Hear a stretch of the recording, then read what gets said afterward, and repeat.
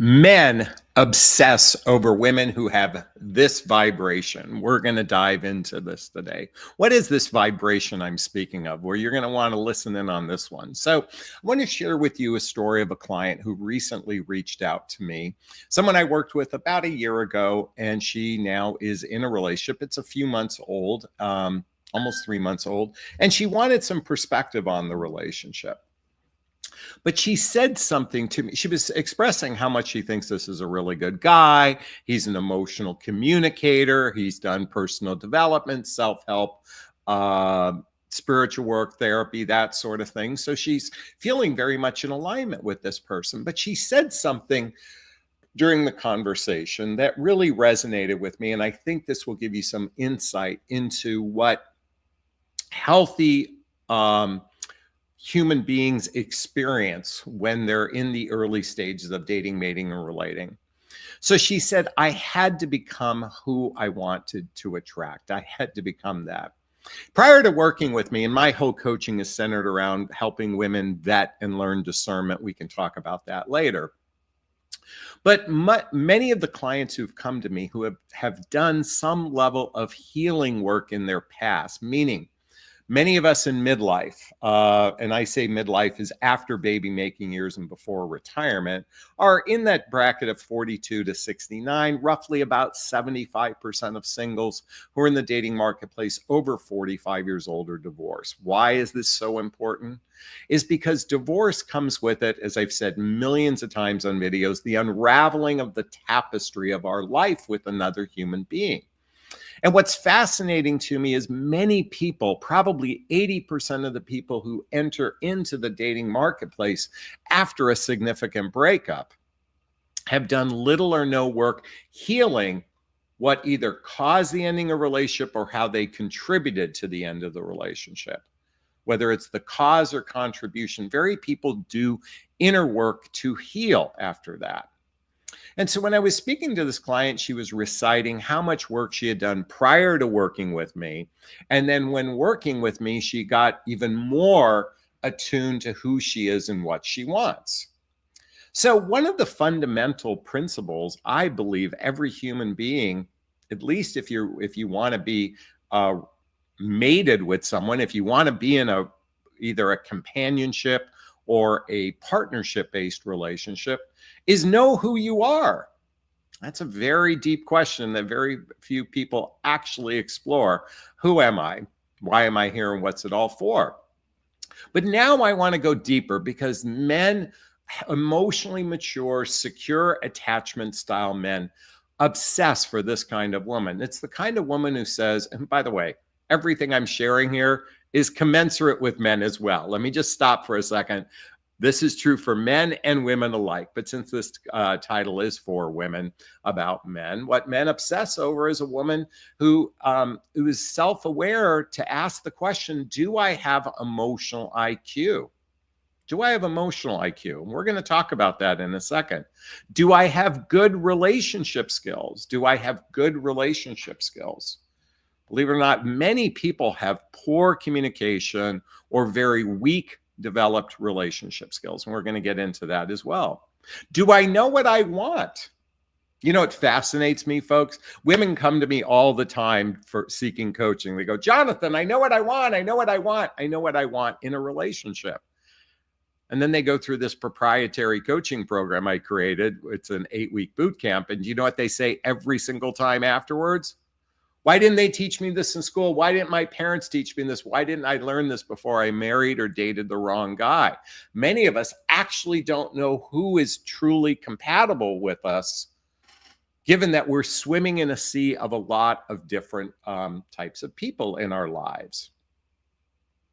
And one other question, I believe or a couple more questions, every human who's ready for a partnership-based relationship says, can I stay in my power? Can I stay in my power? And I only bring this up because women tend to have a propensity to give their power away.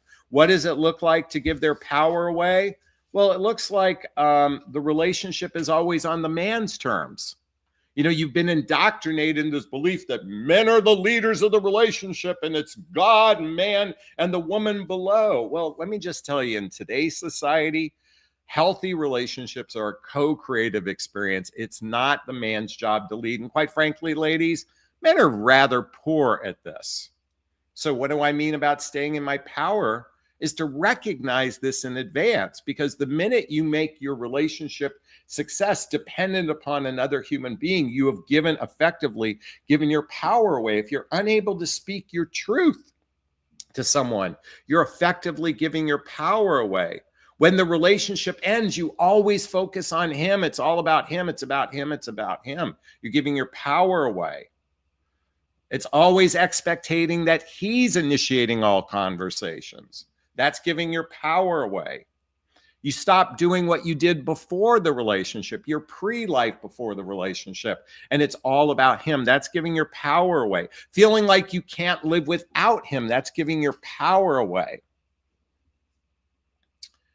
And you think he's the only person that you're ever going to feel this way. These are just many examples of giving your power away.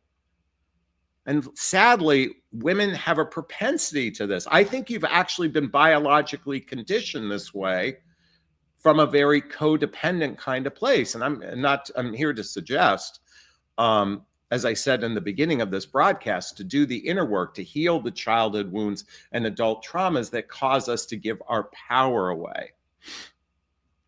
Now, it's important to recognize that healing your past relationships is so critically important, and what I'm about to share with you right now. So who do men obsess over? What type of vibration? That woman that has self-confidence and being in her power. And this is what I want to describe, what it looks like to be in this vibration, to be in your power, to have this level of self-confidence. Ladies, you're attracted to men who are confident. Men are attracted to women who are confident. What does that look like? It starts with knowing thyself. Know who you are. A lot of people, I remember that I said earlier in this broadcast, who am I? Know thyself. What does that look like in romantic love? Well, first, it starts by understanding. Oh, let me reframe this.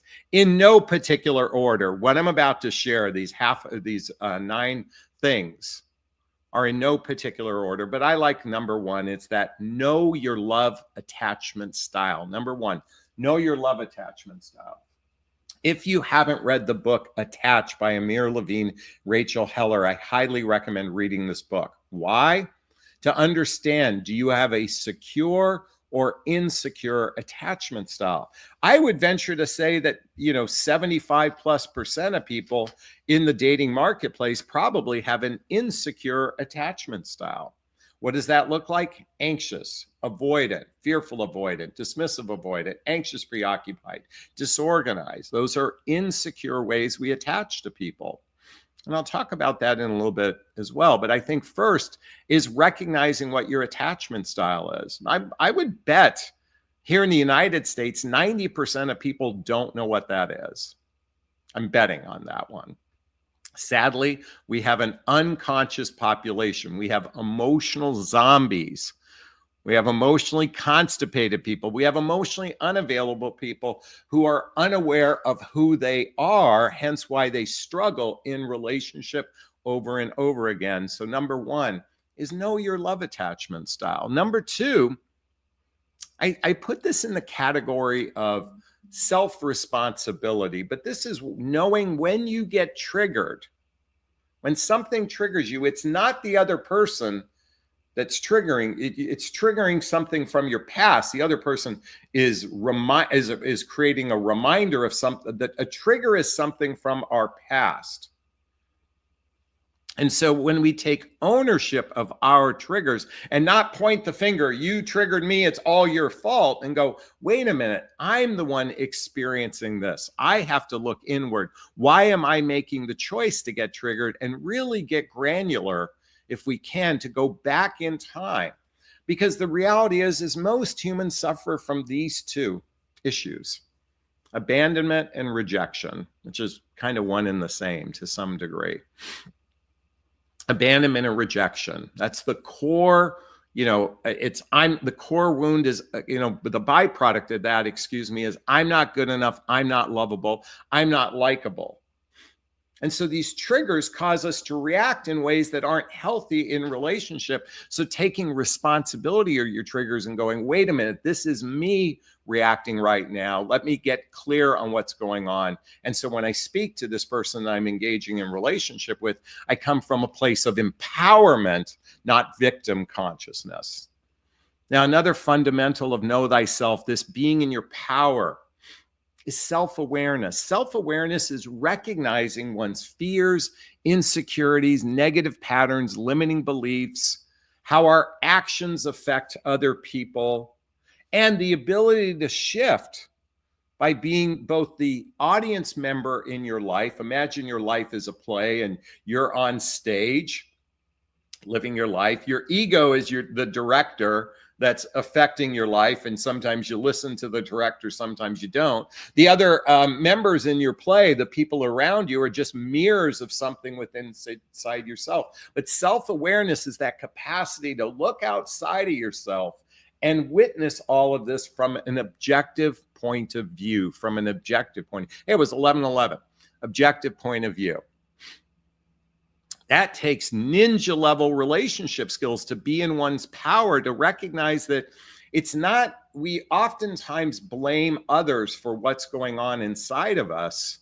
Instead of pointing the finger, looking those three fingers pointing back and saying, I'm the common denominator of this experience. Now you're stepping into that vibration, stepping into that power that emotionally healthy, secure men and women appreciate so much. I think it's important in romantic relationship to know what you're good at and what you're not good at. To be clear on what you're good at and what you're not good at. And we're not all good at everything. Some people are good cleaning the house. Some people are messy at cleaning the house. Okay, I'm just picking on that right now. Because my dear friend is engaged to a woman he calls the tornado. She's not good at cleaning the house, and he's a little bit anal retentive. But we all have the strengths and weaknesses in relationship. Many of you know one of my weaknesses. I struggle with foreign travel. When I'm in an unfamiliar place, I can get a little bit antsy. I'm aware of my weakness. I'm working on it, but I'm just aware of it. So when you're in your power, you know what you're good at in relationship and what you're not good at in relationship, and certainly taking ownership of your past relationships. As I said in the beginning of this conversation, I was speaking to that client who's excited to tell me about this new relationship she's in. She had to look at her past relationships and heal her past relationships and really come to a place of because an ending of a relationship is a loss, and we can feel a myriad of emotions until we get to a level of acceptance, even though there might be residue. Sadly, many people today are deeply wounded from past relationships, and they've done little or no healing to be better prepared for a significant relationship in the future. I think it's important to have a self-care practice and a healing practice in one's life, whether that's physical self-care or emotional self-care, which includes meditation. It could use exercise. I think it's good and important to have that sense of awareness in this power that you're in. Also, relationship readiness. Being relationship ready, what does that look like? That's where your desire for a relationship, your capacity for a relationship, and your vision for a relationship exceeds your fears and your past hurts. Your desire, capacity, vision exceeds. This is where a lot of people get tripped up. They might desire it, they might have a vision, but their capacity isn't there because they're still holding on to a past relationship. When you're vetting a man, this is something I teach in my private coaching. By the way, there's a link right here to schedule a discovery call with me to see if working with a coach is right for you. There's links below. Vetting is asking these deeper, radically honest questions early on to determine if he's even capable of a relationship. We are swimming in a sea of emotional dysfunctionality. We are effectively at a swap meet of a lot of used clothes and furniture and jewelry and such.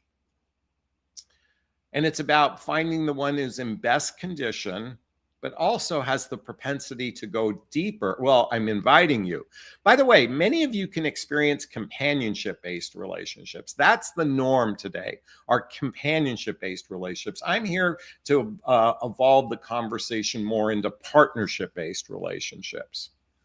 And knowing thyself prepares you for this, to have that victor consciousness instead of victim consciousness.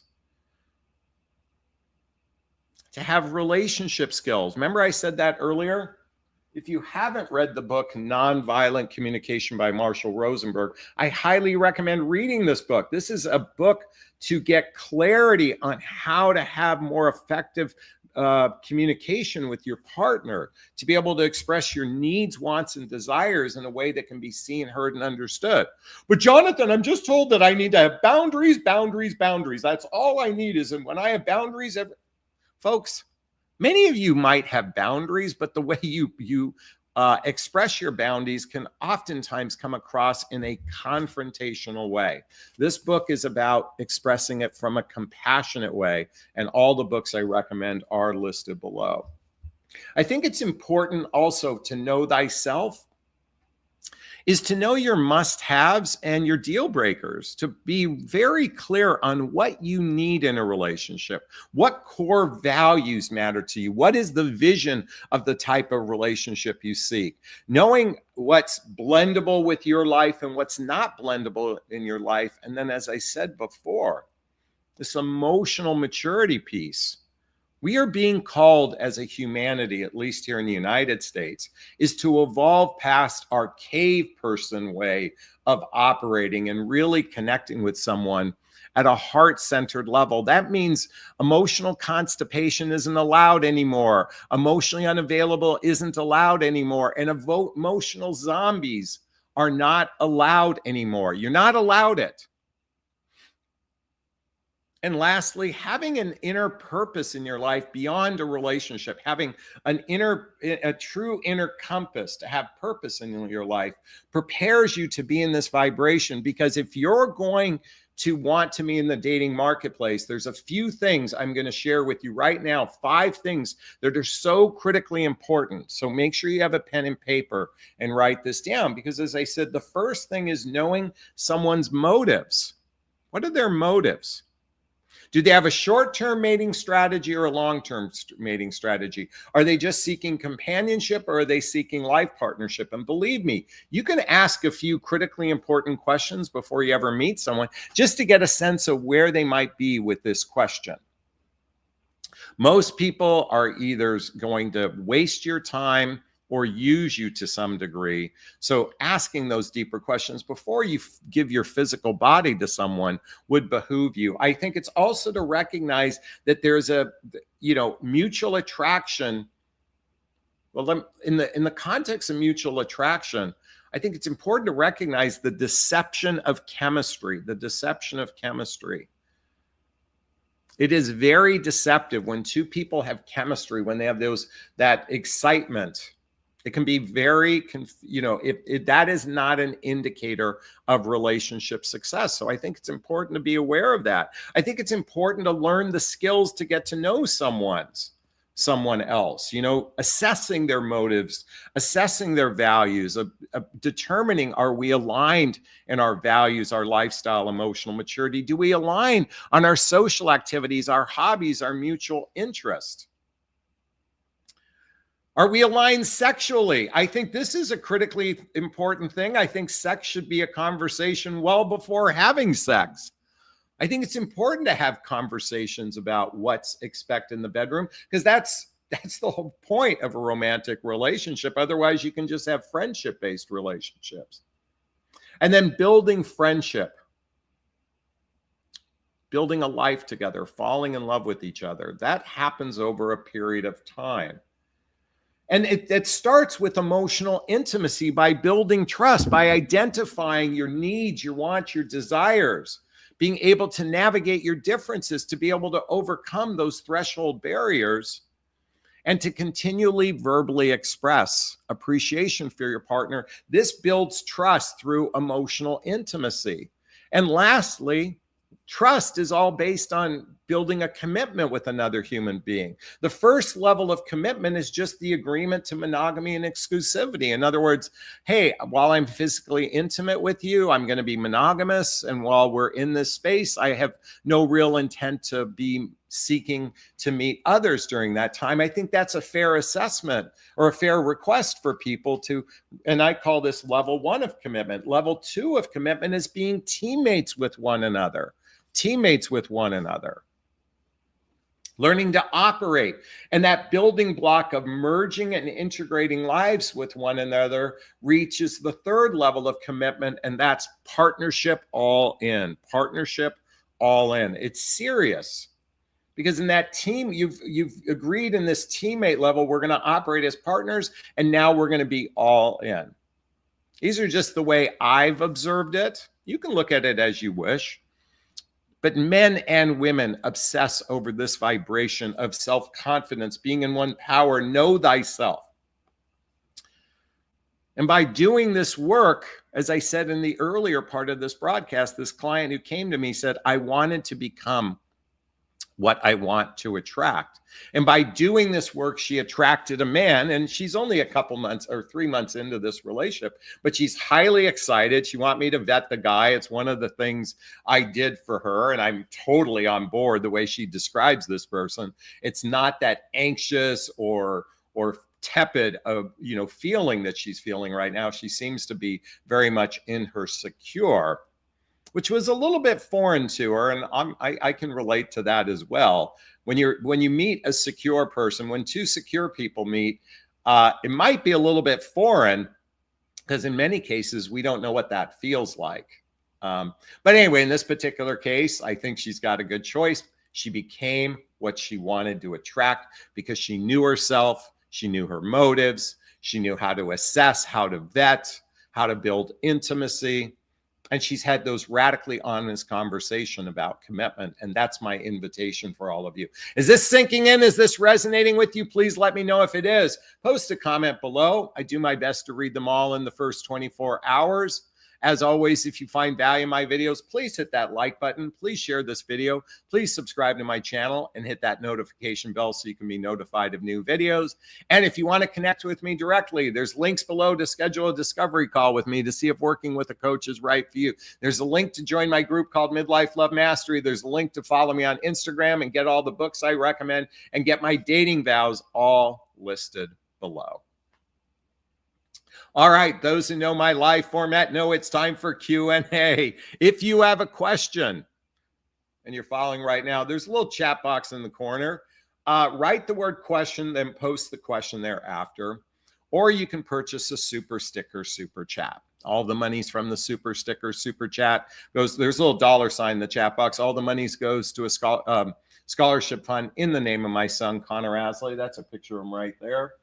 He's my son who passed away over 6 years ago. In his honor, we donate to causes like the Hoffman Process, Insight Institute, and scholarships to coaching as well. And our goal today is $50, so I'd appreciate some love. Thank you so much. All right, Shirley has a comment. She says, Jonathan, aren't we all headed for companionship? I mean, to some degree, there is we start with a connection with another human being. And that connection, after you see each other for a little while and you get excited about seeing each other, it evolves into, building friendship, building companionship. Oftentimes that turns into physical intimacy. And if two people have had sex and they want to keep having sex with one another, they start going down the rabbit hole of relationship. I mean, that's the norm today. Casual relationships or companionship relationships are radically different than partnership-based relationships. Partnerships is you're going to be operating as a team in each other's lives. That usually should be happening within the first, within the first 90 days for people who live geographically close enough to build those deep roots of trust through social activities, hobbies, mutual interest, spending time with family and friends, certainly traveling together and teamwork building skills as well. So great question. Thank you so much. RM Bells just gave us a $3 super sticker. Thank you for the love. Bren says, absolutely. It's about confidence and know your own self is attractive for both men and women. Developing the team relationship is exhilarating and introspective and creates the bonding. Well, you know, it's interesting. So many of you know I had, if you've been following this past week, I just had my 4th date with a woman. Who happens to be right up the street. We're actually going to be seeing each other again later this afternoon. So we'll have, oh, I'm sorry. Let me make a correction. Technically, we had our 2nd date. Just as, see, this is where I'm breaking my own rules, or not rules, but communication. The first time you meet someone, I call it a meeting. The second time you meet them, it's a follow-up meeting. The third time you meet them, I call that the first date. The fourth time you meet them is a 2nd date. So effectively, I had my 2nd date, and I'm seeing her again later this afternoon. Okay, so our 3rd date. So I find myself in an interesting space because I like this person. I'm very attracted to her. There feels like there's mutual attraction. And I think we seem to be aligned on our values, our life vision. We're still kind of, we're still in this investigative space between the two of us, but we're having some really radically honest conversations. I think one of the things she appreciates most about me is that I'm an emotional communicator, and I think she appreciates that. And I'm really recognizing that she is a person who is putting in effort. I really appreciate the effort she's putting in. It's actually endearing me to her. There's a difference between chasing a man and making effort. I'll give you an example of making effort. She changed a nail appointment to be able to see me because she said it wasn't that I needed it today, but she created that space for not 2 nights ago. You know, that's making effort. That's not chasing someone. Moving things around is just making effort. And I really appreciate this about her. But what's interesting is I'm already butting up against my fear of losing my freedom. It's fascinating to me because I've gotten accustomed to my life these last year after my significant relationship ended. I've become rather accustomed to being by myself, and I like having that autonomy, that freedom. And all of a sudden I'm like, oh, I can see that disappearing, you know, when you're in a relationship, or that I need to be emotionally responsible for someone else. And I've been only in the silo of being emotionally responsible for myself. So I'm witnessing a little bit of pulling back. Okay. And I say this, it's more, I can feel it internally because I do this for a living, because I speak to women who tell me all the time the guy is pulling back emotionally. Well, I'm experiencing this because I do believe to really, you almost have to surrender into a relationship. It takes a leap of faith. You know, I mean, when you get beyond the chasing, you know, like, and thankfully, because I'm not chasing sex with her.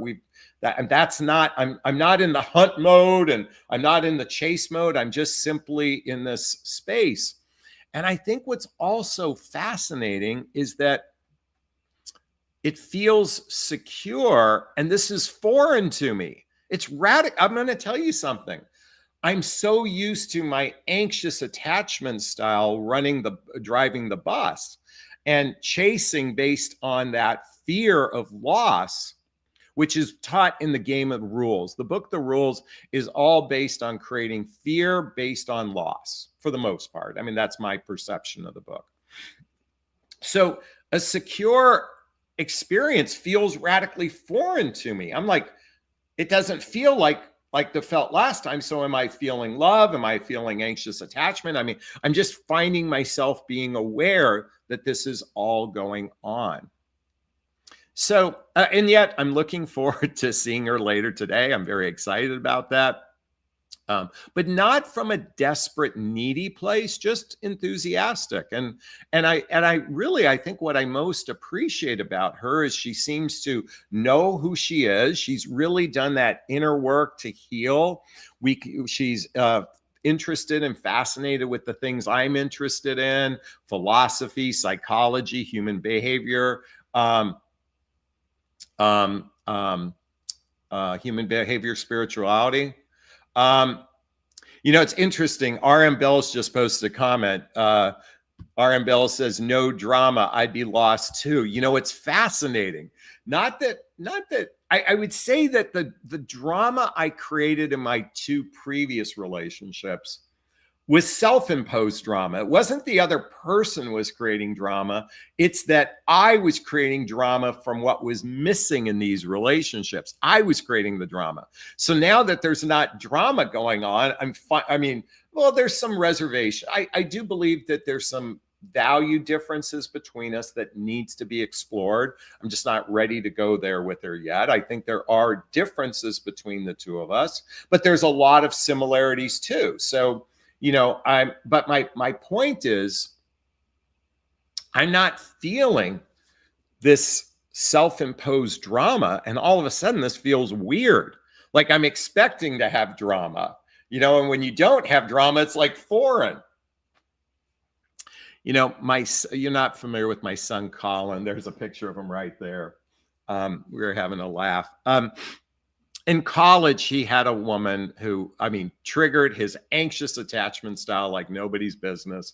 And when she broke up with him, he was devastated for over a year. And then he dated a couple women. And then he met a woman who had her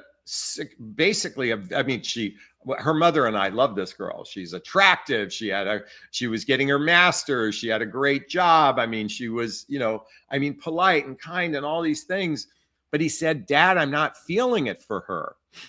And it occurred to me that he's not, when I think if we have a wound that goes unhealed, he was experiencing a secure woman, and he wasn't feeling the anxiety he felt in his first relationship. So it felt foreign to him. I'm actually sending him to insight seminars at the end of this month. My point in bringing this up is that then he meets another woman who triggered all of his stuff, and all of a sudden she broke his heart to some degree. So I said, "Colin, you have to do the inner work to heal this anxious attachment style." And my point is I've done a lot of work on my own healing my stuff, but it still feels foreign experiencing what might be a secure attachment with another human being. And I'm just radically aware of this. So thanks for allowing me to blather on about that, where I'm at. And I'll keep you posted as the weeks go on, because I have a feeling I'll be seeing this person more frequently. All right. So let's keep going. Gigi had a question. What's the point of become the person you want to attract when 99% of men are broken? You are helping me discern these guys before I end with my broken heart. Well, just so you know, I believe that it's more than 99. I think we're all human beings are broken. I don't like the word broken. We're all riddled with picadillos, if you will. But guess what?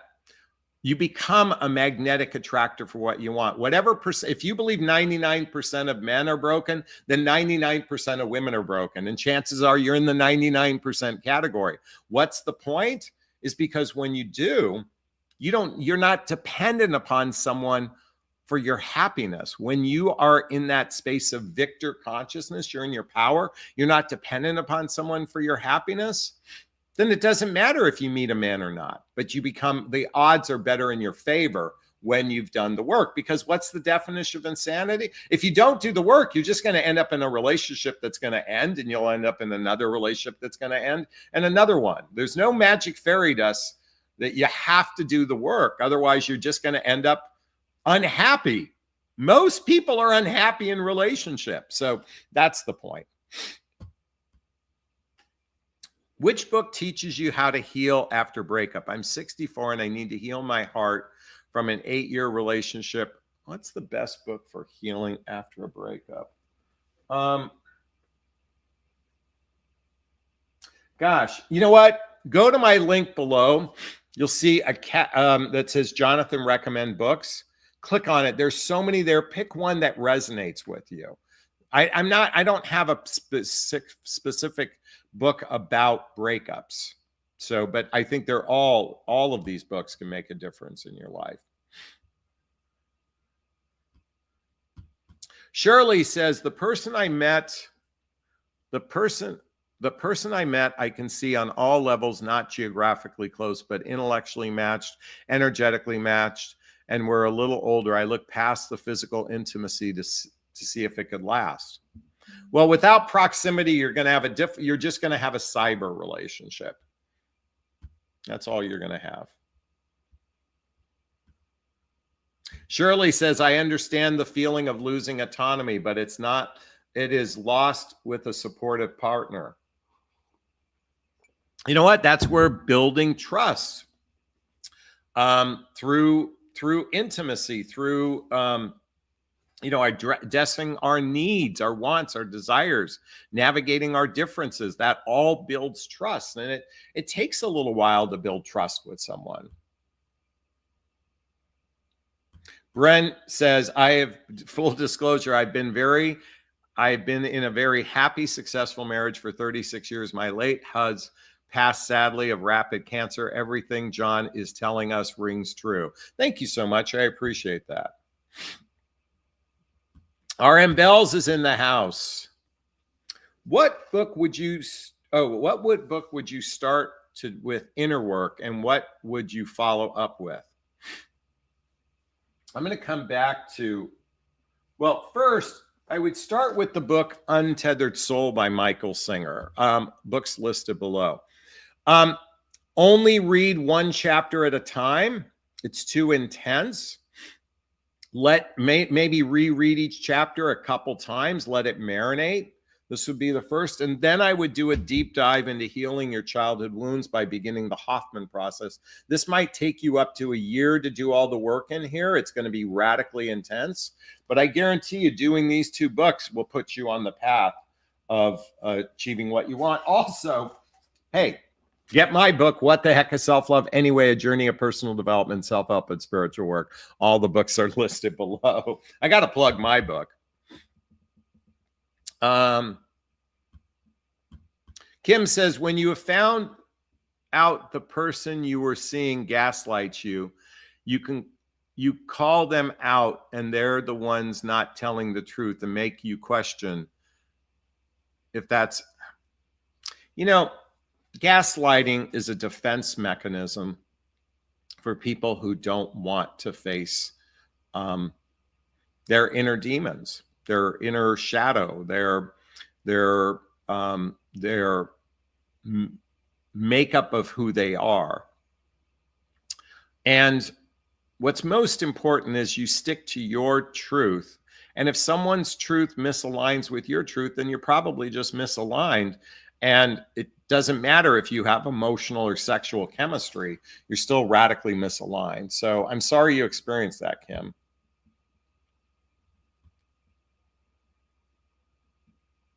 Bren says, John, try not to speak your relationship fear because it becomes manifest. Be in your empowerment. Enjoy the team building with your new lady. So if I don't address the fear, that will manifest it. You're just saying, we can't whitewash our fear. That's the worst thing to do, is just not to, I believe, processing our fear, facing our fear, being aware of it, all of that actually helps you overcome the fear. Because what you're suggesting is don't talk about it, because if you talk about it, you'll manifest it. First off, I'm just aware that I'm in a space of going, oh, I'm in conflict. I like this person. I like my freedom. There's a conflict there. That's not a fear. It's just recognizing things that could cause And it's about being in integrity with oneself. I am a big proponent of being in integrity with one's emotions, one's feelings, to be able to evaluate it as the observer. So I'm not manifesting anything. I'm just simply aware of my emotions and feelings, and I'm processing them. I believe there's a big difference, Bren. Shirley says, yes, Jonathan, we have had many discussions. We're going to meet in a few weeks. Okay, congratulations. I'm happy to hear that. Tracy wants to point out, do you think the holiday season of Christmas, New Year's, and Valentine's Day all cluster brings relationships to? I believe it brings stress when we don't honor our feelings and emotions and we process them. I believe if we have an expectation, it's usually these times of years usually create expectation-based anxiety in my belief system. First off, I am not a big fan of well, I was going to say I'm not a big fan of Valentine's Day. It's just I don't like a pre-contrived day. I'd like to think the way I live my life, every day is Valentine's Day, every day is New Year's Day, and every day is Christmas. In other words, Christmas is that time of year of being grateful and being grateful for the people in your life. I try to do Christmas every day of my life the best I can. New Year's is about resolutions. Well, every day I come up with a new resolution for myself. So every day is New Year's. And Valentine's Day, I believe when you're in a romantic relationship, every day is Valentine's Day. And you know what I say? I'm almost anti-Valentine's Day because I like to treat every day as Valentine's Day. That's just how I operate. Okay. Sabrina's in the house. I have finally started therapy next week. Would you recommend having a few months in before getting a coaching session with you? Yeah, I would definitely recommend that. And if you can afford it, try to meet with your therapist 2 or 3 times a week. It's just difficult to do it once a week. That's just if you can afford it. Veronica has a good point from Dr. Phil. You cannot change what you don't acknowledge. Very good point. Very good point. R.M. Bell says, I'm glad you said that, J.A. I don't subscribe to the talk and manifest things bit. You must express yourself. Look at, I believe that if we're in a perpetual state of fear, if we're in a perpetual state of doubt, if we feel unworthy, that we can oftentimes manifest more of what we don't want. But at the same time, and I'm certainly a big believer of being focused on what you do want, but at the same time, if we don't acknowledge, I believe it's radically important to address all of the micro. Okay, now let's get into this, because this experience I'm having with this woman is not radical fear I'm experiencing. It's micro fear. What I mean is it's all of the nuances, all of the scripts, all of the, the conditioning, men are supposed to be a certain way. Women are supposed to be a certain way. Our biology says this thing, and our imprinting and our love attachment style and our past experiences, it's all woven into, and the minute you begin connecting with another human being, you're all of a sudden going from a potential me and another me to a potential we. And today we've haphazardly entered into we relationships without any real forethought if we're really aligned in our values, if we're aligned in our vision, if our lifestyles are compatible with one another. And most importantly, and I said this repetitively, having the emotional maturity to lean into a healthy, happy relationship. So, anyway, I forgot if I got off. Oh, anyway, I was saying how we have micro traumas that can affect our way of operating. It's just part of our life. All of our decisions are based on so many different nuanced factors and stories and scripts and wounds and traumas. It's rather fascinating how we ever accomplish anything to some degree, but that's another story. RM Bell says, I love what you're saying about Valentine's Day. My mother used to say every day is Mother's Day. Exactly. Bren wants to say that, Jonathan, please write a book about how to handle breakups for women, otherwise the deep wounds we carry. You know what? Read any book on grief. It's the same thing, I believe. Breakup is the loss of of the belief of a we.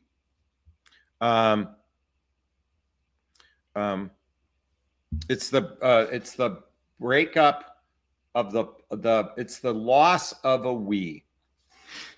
And I believe every grief book out there is really, can be used for relationships as well, to some degree anyway. Shirley says, when you truly love someone, you express. I've been interesting because this person that I'm beginning to see, I like this person. I like her.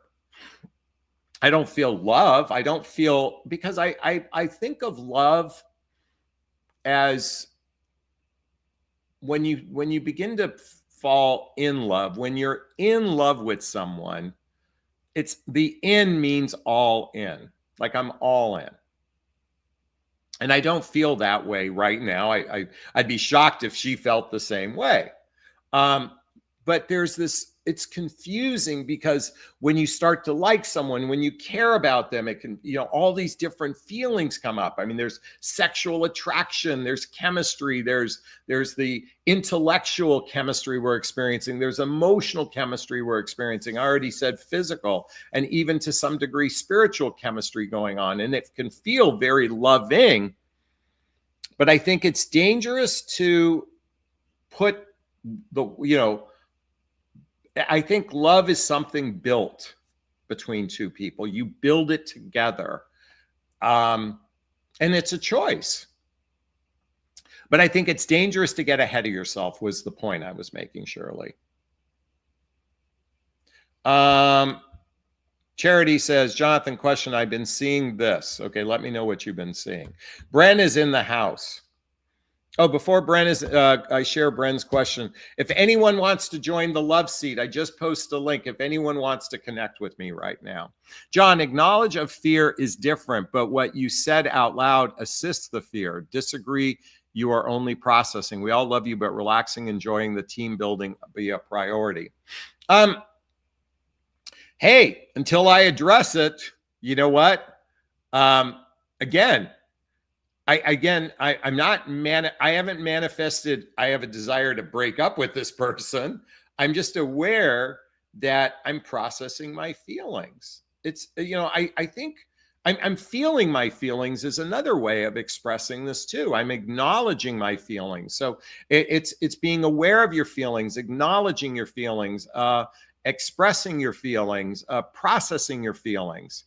I think that's all healthy, emotional self-awareness.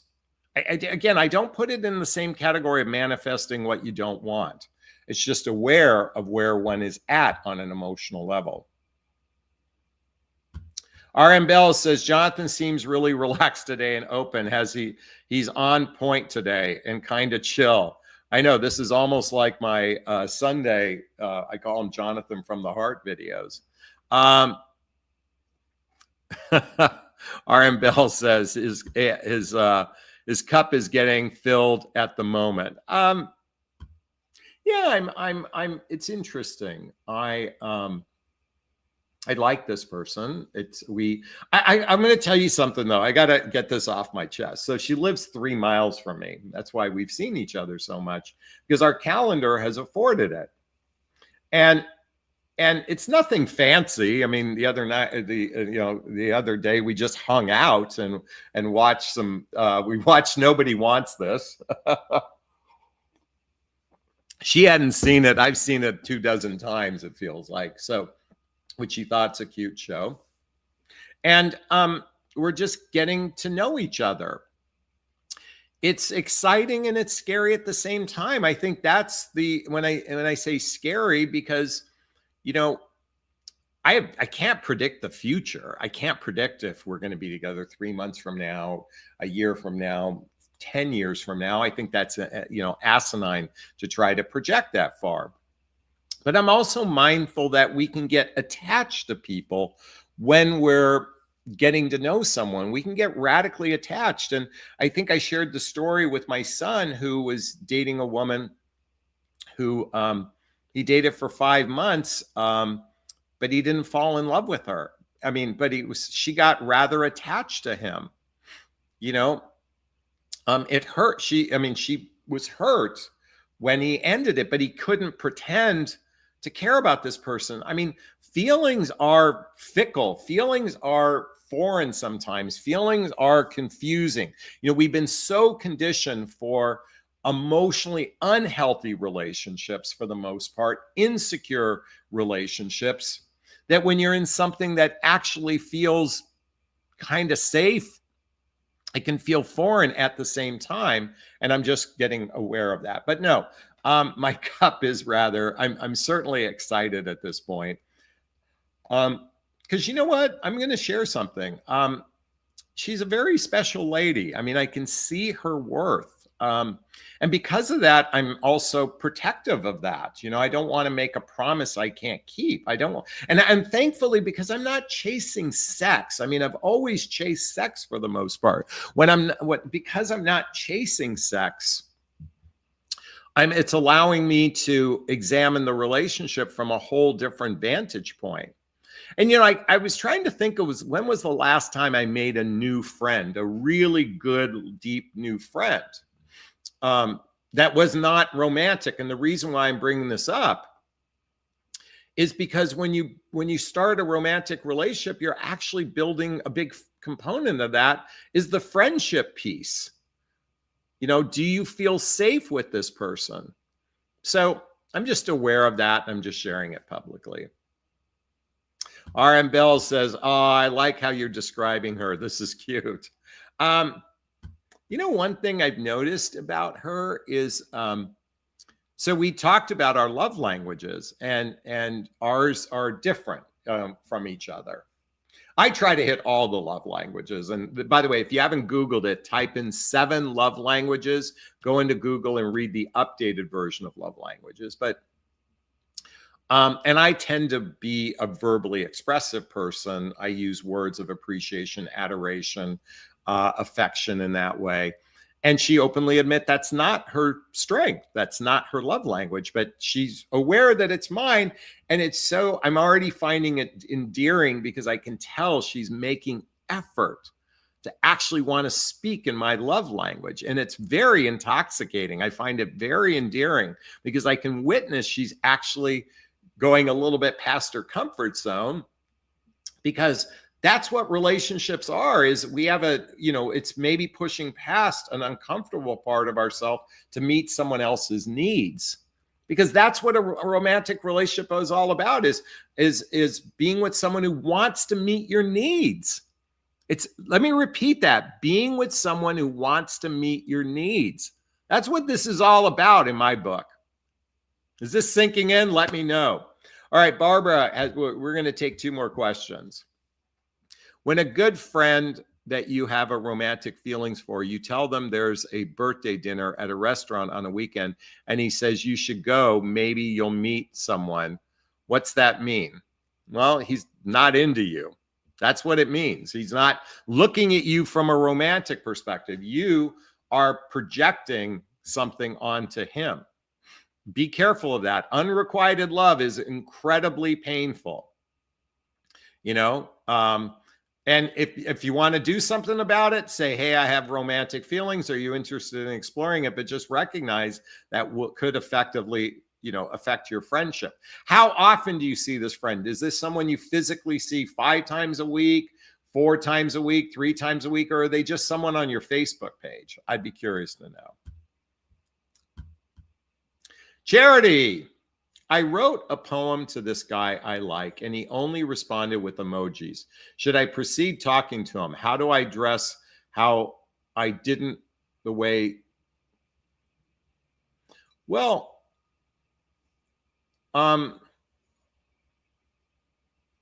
Well, I guess it depends on what emoji, but he acknowledged it.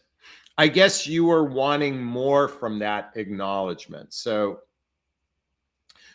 you like him, he likes you. How long have you been seeing each other? Have you been physically intimate with one another? Does he know that that poem meant something to you and that it was an expression of your heart? What does he know these things? And you can have a conversation about this. How do I address is that, you know what? When I sent you that poem, it really came from my heart. And I I'd be lying if I didn't say my 6-year-old kid inside of me wanted more acknowledgement than an emoji. You can simply say the little 6-year-old inside of you wanted something more than that. And have a conversation and let them know that it's not that you're blaming him for anything. It's just that's what you desired in that moment. Okay. RM Bell says, yes, it's sinking in. Rose says she sounds lovely. Yeah, she's a really special lady. I'm liking this person, and it'll be interesting to see how this evolves. I'll do my best to keep you posted. I make a promise to myself not to get ahead of myself this time, like I did last time. So I'm very aware of that. Hey, it's 55555.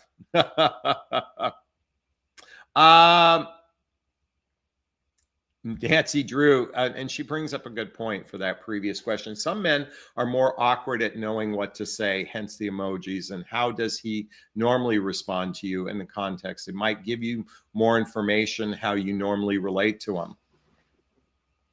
Yeah, sometimes it's very uncomfortable to receive love. It's for many people, it's very foreign to receive affection and love from another person. So I'm not surprised that he might have reacted that way. But this is where honest, open communication. Read the book, Emotional Intimacy by Robert Masters. Read this book. And then also read the book, I Hear You. The surprisingly simple skills behind extraordinary relationships. I think when you up level your capacity to identify what you're feeling and then express it in a way that can be seen, heard, and understood, that's going to make a big difference. Okay, Barb? Thanks for bringing that up. Hey, you know what? I think this would be a great place to wrap up. Did you find value in this conversation? If you did, post a comment below. I'd like to hear your thoughts. As always, if you do find value in my videos, please hit that like button. Please share this video. Please subscribe to my channel and hit that notification bell so you can be notified of new videos. Also, if you want to connect with me directly, there's links below to schedule a discovery call with me. See if working with the coach is right for you. There's links to join my group called Midlife Love Mastery. There's a link to follow me on Instagram. Get all the books I recommend, all listed below. All right, I'm going to wrap up this video as I always do. First off, give myself a big, gigantic Jonathan Merrick of self-love. I'm going to reach into the camera and give you a hug of love if that's okay. I'm going to ask you to turn to someone, a pet, a teddy bear, a pillow, and give it or them a hug of love because hugs are a great source of love. And let's face it, we could all use more love in our lives. I want to thank RM Bells and Bren and SoCal and Lisa and Barbara and Nancy Drew and Monica and Rose and Charity and Grandma and Bren. I already said that. Charity, Veronica, Sabrina, and everyone who donated. Thanks so much. Wishing you a fab day. Be well. Bye now. Bye-bye.